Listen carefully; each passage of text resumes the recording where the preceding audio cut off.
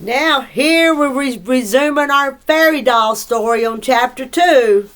Here we go. Do you remember what happened in chapter 1? Elizabeth got the good fairy from her great-grandmother. Well, here we go. Chapter 2. How can I take care of her? Asked Elizabeth. She is to take care of you, said Mother. But as you know, if you have read any fairy stories, fairies have a way of doing things the wrong way around. Pooh, she's only an ordinary doll dressed up in fairy clothes, said Josie, who was jealous. She's not ordinary, said Elizabeth, and as you will see, Elizabeth was right. What's her name? Asked Josie. She doesn't need a name. She's fairy doll, said Elizabeth. And how dare I take care of her? She asked. Fairy doll looked straight in front of her, but Elizabeth must have touched the wand. It stirred gently, very gently, in fairy doll's hand. Where will she live? Asked Josie. She can't live in the doll's house. Fairies don't live anywhere, said Josie scornfully. They must, said Elizabeth. Mother says some people think fairies were the first people, so they must have lived somewhere. And she went and asked Father, Father, where did the first people live? In caves, I expect, said Father. Elizabeth can't make a cave, said Josie. Elizabeth had just opened her mouth to say no when ting went a sound in her head. It was as clear and small as one of the glass Christmas bells. Ting! Bicycle basket, it said. Elizabeth knew what a cave was like. There had been caves at the seaside. There was one in the big wood across the field, and this very Christmas there was a clay model cave in the creche at school. If she had been a clever child, she would have argued, bicycle basket? Not a bicycle basket. But not being clever, she went to look. She unstrapped the basket from her bicycle and put it on its side. The ting had been right. The bicycle basket on its side was exactly the shape of a cave. The cave in the wood had grass on top, brambles and bracken and trees and grass. What's fairy grass? Asked Elizabeth. And ting, a word rang in her head. The word was moss. She knew where moss was. They had gathered some from the wood for the Christmas tree tub. A week ago, Elizabeth would not have gone to the wood alone, but now she had Fairy Doll, and she set out through the garden, across the road and fields. Soon she was back with her skirt held up full of moss. She covered the outside of the bicycle basket with the moss like a cozy green thatch. Then she stood the basket on a box, made a moss lawn around it. Later on I'll have beds of tiny real flowers, she said. It is odd how quickly you get used to things, Elizabeth asked, and the ting answered. It was a little like a slot machine. What shall I put on the floor? She asked. Ting, it's in the garage. A cleverer child would have said in the garage. Josie, for instance, would not have gone there at all, but Elizabeth went, and there in the garage, Father was sawing up logs. What did they put on the cave floors? Asked Elizabeth.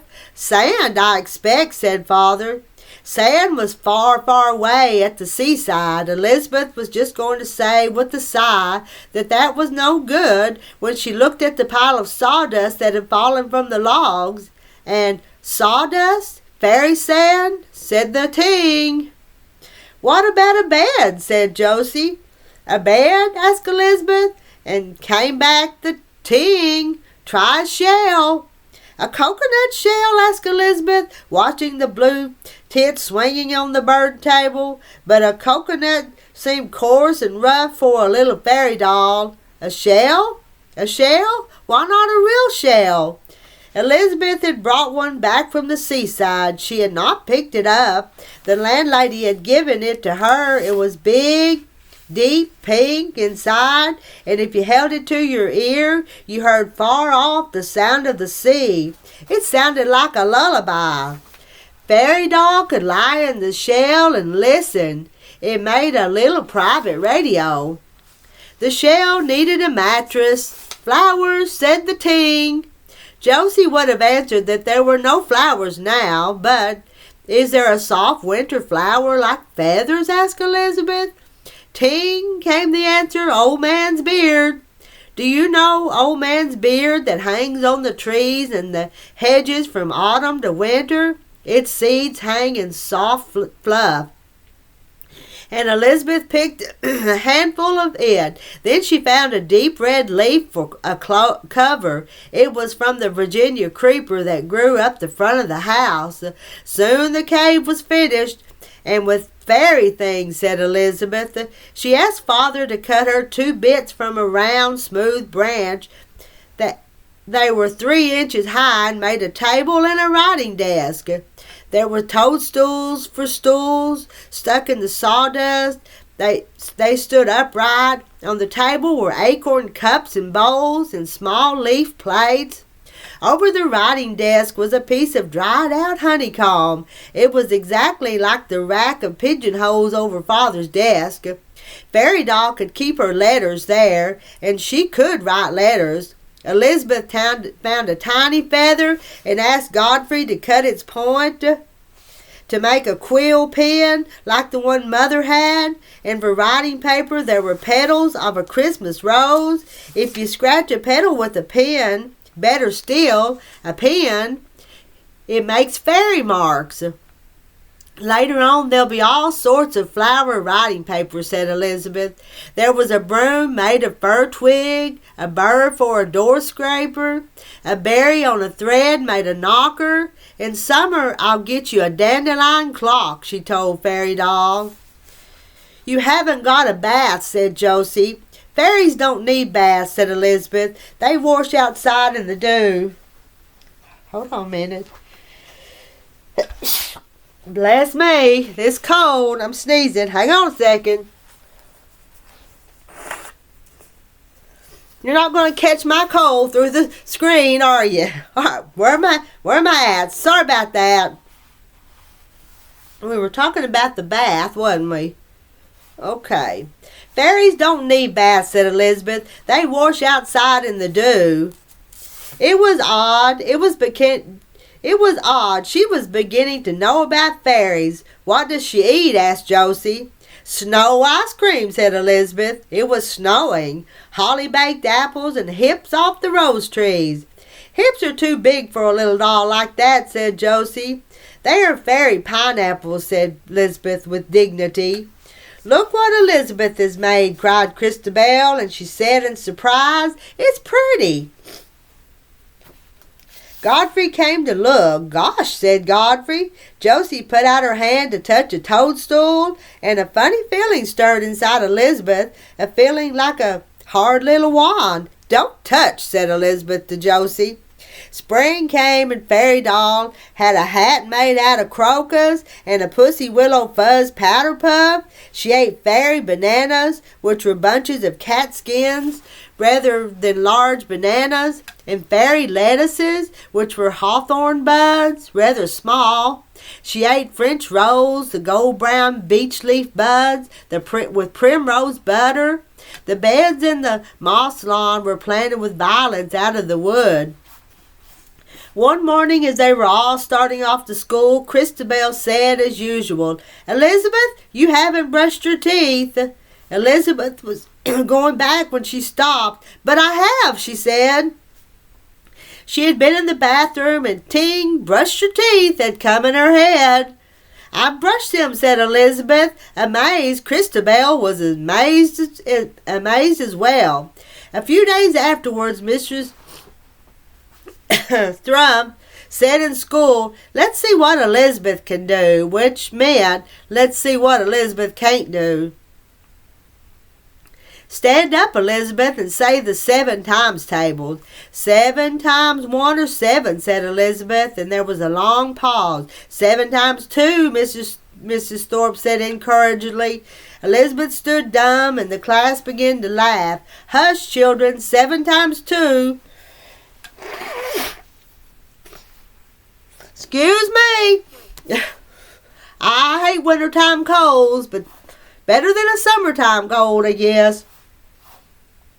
7 times 2, Mrs. Thrupp said encouragingly. Elizabeth stood dumb, and the class began to laugh. Hush, children, 7 times 2, ting, are 14. And Elizabeth went on, 7 3s are 21, 7 4s are 28, right up to 7 12s are 84. At the end, Mrs. Thrupp and the children were staring. Then they clapped. And reading, they had come to the story of Sleeping Beauty. Elizabeth looked hopelessly at the difficult words. Her eyes were just beginning to fill with tears when ting! The words Lilac Fairy seemed to skip off the page into her head. It says Lilac Fairy, she said.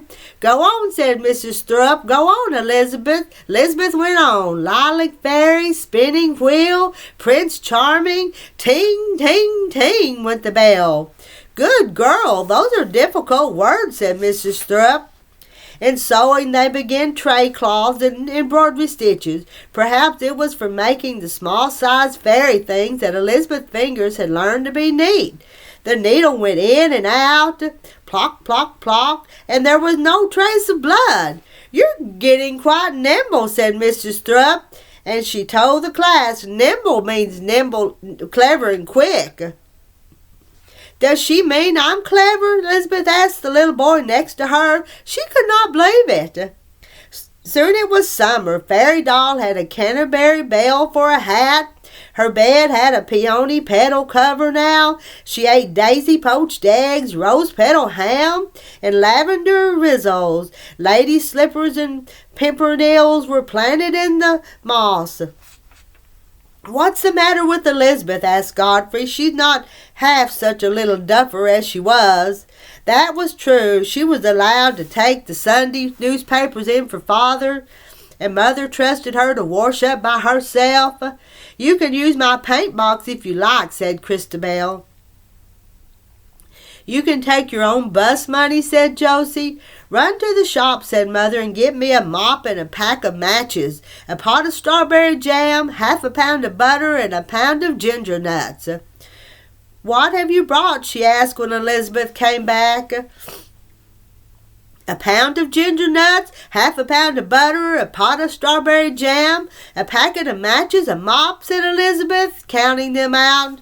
But you still can't ride the bicycle, said Josie. It grew hot. Fairy Doll had a nasturtium leaf for a sunshade, and Elizabeth made her a poppy doll.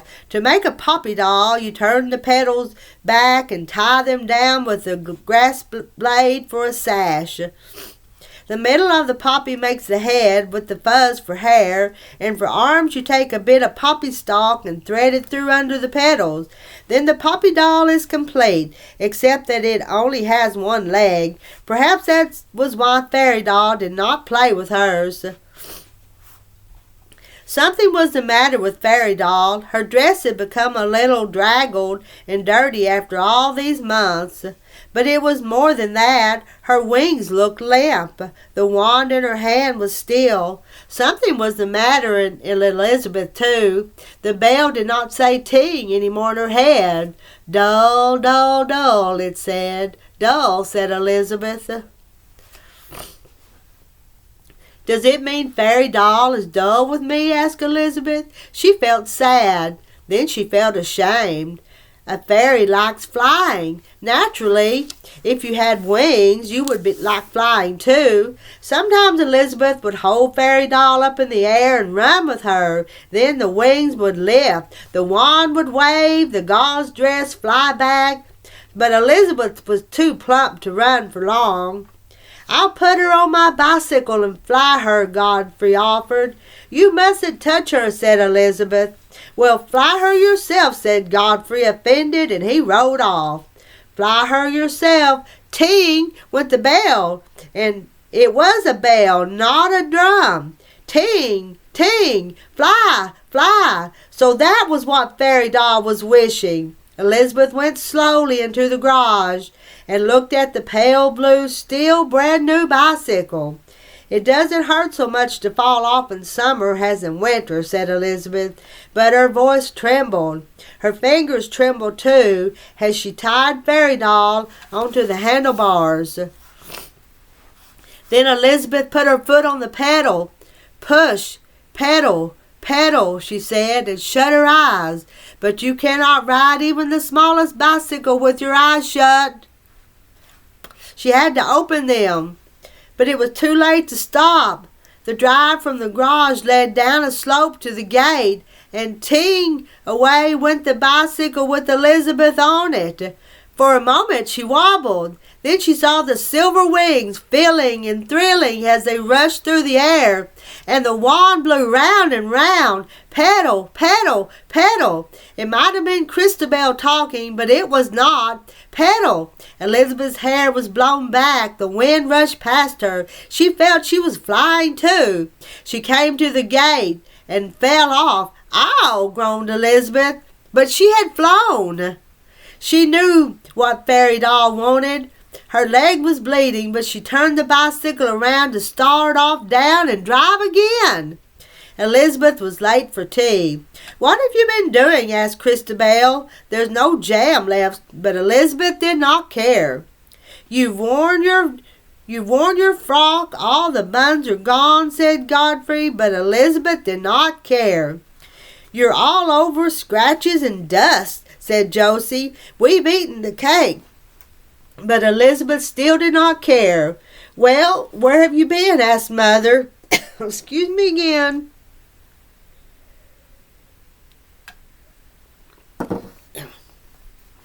Elizabeth answered, "Riding my bicycle." Christabel was pleased. Godfrey was very pleased. But Josie said, "Pooh, it isn't Elizabeth who does things, it's Fairy Doll." Just a minute. Just a minute. Be some more water here.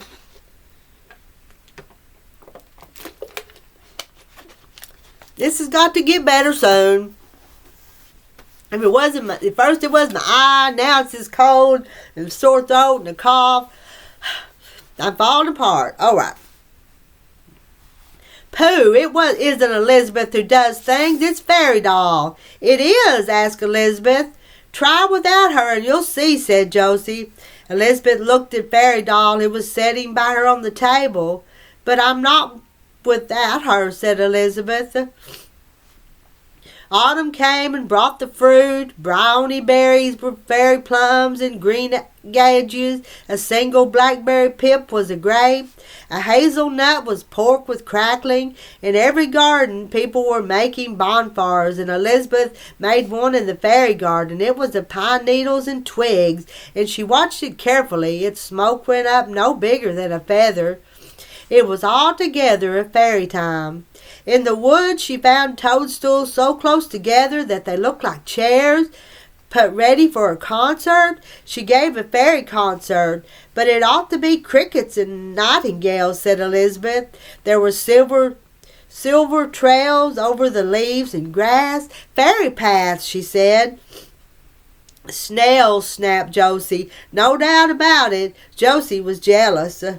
School began and Elizabeth was moved up. She was learning the 12 times table, reading to herself, and knitting a scarf. She was allowed to ride her bicycle on the main road, to stay up till 7:30 every night. Then on a late October day, when the first frost was on the grass, Fairy Doll was lost. Oh, that's the end of chapter 2, and we'll have to go on to chapter 3. Well, how much more? Oh, at least one more chapter in this story. We'll be back.